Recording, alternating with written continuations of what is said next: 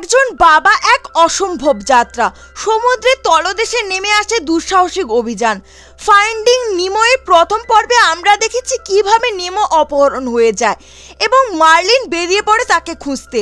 আজ দ্বিতীয় পর্বে দেখব সিডনির সেই ভয়ঙ্কর পথ আর নেমোর নতুন জগতে প্রবেশ। যদি আপনি আমাদের চ্যানেলে নতুন হয়ে থাকেন তাহলে দয়া করে এখনই সাবস্ক্রাইব করুন আর ভিডিওটি লাইক করুন। চলুন ডুবে যাই সেই সমুদ্রের রোমাঞ্চে। মার্লিন ও ডোরি চলতে চলতে পড়ে এক ভয়ঙ্কর জায়গায়, তিন বিশাল হাঙরের সামনে। এরা হলো ব্রুস, অ্যাঙ্কার ও চাম। চেহারার হিংস্র হলেও আচরণে তারা ভদ্র। ব্রুস হাসতে হাসতে বলে, আমরা এখন মাছ খাই না, আমরা নতুন জীবন শুরু করেছি। Fish are friend, not food. তারা সবাই মিলে এক সভায় বসে যেখানে হাঙররা নিজেদের মদ্যপান বাদ দিয়ে মাছ খাওয়া ছেড়ে দিয়েছে। এই নিয়েই গল্প করে, কিন্তু ডোরির চোখে একটা কাট লাগে আর সামান্য রক্ত পড়ে। ব্রুস রক্তের গন্ধ পেয়ে হঠাৎ পাগল হয়ে যায়, তার চোখ লাল হয়ে যায়, দাঁত বেরিয়ে পড়ে। সে চিৎকার করে, আমার ক্ষুধা পেয়েছে, তোমাদের খেয়ে ফেলবো। মার্লিন আর ডোরি দৌড়ে সাবমেরিনে ঢুকে যায়। ভেতরে অনেক ডুবে থাকা মাইন, বিস্ফোরক গোলা ছিল। ব্রুস ধাক্কা মেরে মাইনগুলোর গায়ে পড়ে। এক বিপজ্জনক বিস্ফোরণ ঘটে। বিস্ফোরণের পর ধোঁয়া ও ঝাঁকুনিতে ডোরির সাময়িক অজ্ঞান হয়ে যায়। মার্লিন তাকে জাগিয়ে তোলে। ডোরি সব কিছুই ভুলে যায়, এমনকি মার্লিনকেও। তবুও তারা খুঁজে পায় সেই স্কুইবা ড্রাইভারের ফেলে যাওয়া মাস্ক, যেখানে লেখা রয়েছে ঠিকানা। ডোরি হঠাৎ বলে ওঠে, ওফ, আমি এটা মনে রাখতে পারি। এটা যেন আশার আলো। তারা ঠিক করে এখনই তাদের যেতে হবে সিডনি শহরে, কিন্তু সমুদ্রের পথ সহজ নয়।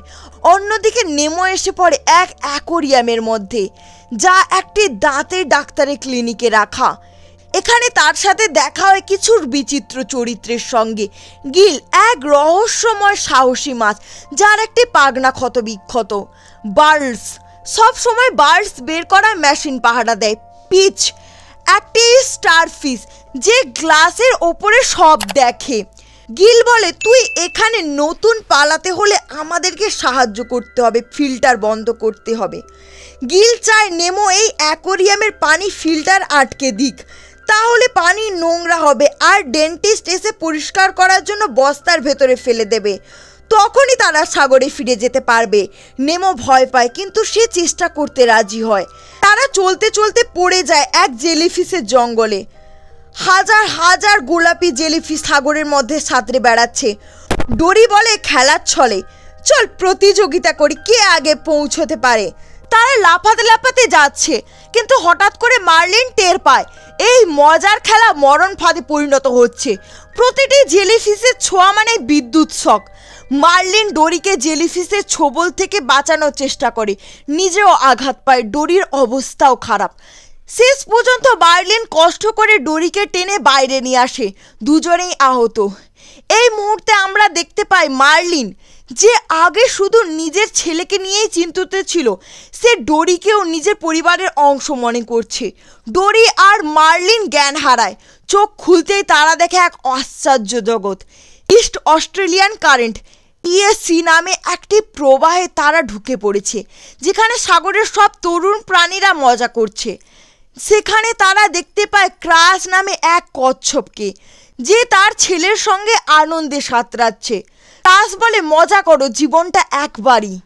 এই দৃশ্য আমাদের শেখায় জীবনের সহজ দিকটা উপভোগ করতে। ক্রাশ ও তার দল মার্লিন ডোরিকে সিডনির দিকে গাইড করে দেয়। এই দিকে নেমো গিলের সাহস দেখে ফিল্টারে যায়।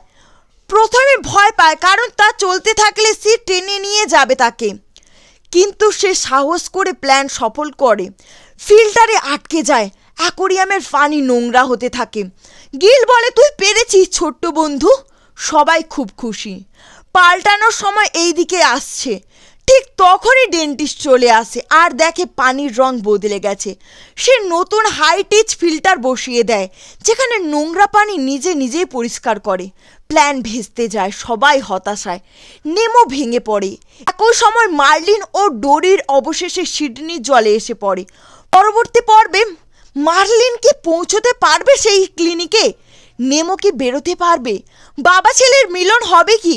নেমো নতুন জগতে সাহসী হয়ে উঠেছে, আর মার্লিন তার পিতৃত্বের রূপ বদলেছে। পরবর্তী পর্বে দেখব এক অদ্ভুত পর্ব মিলনের দিকে কিভাবে এগোচ্ছে গল্প। যদি এই পর্ব ভালো লেগে থাকে দয়া করে ভিডিওটি লাইক করুন, কমেন্ট করে জানিও কেমন লাগলো, আর চ্যানেলটি সাবস্ক্রাইব করুন, কারণ গল্পে এখনও আরও রোমাঞ্চ হতে চলেছে।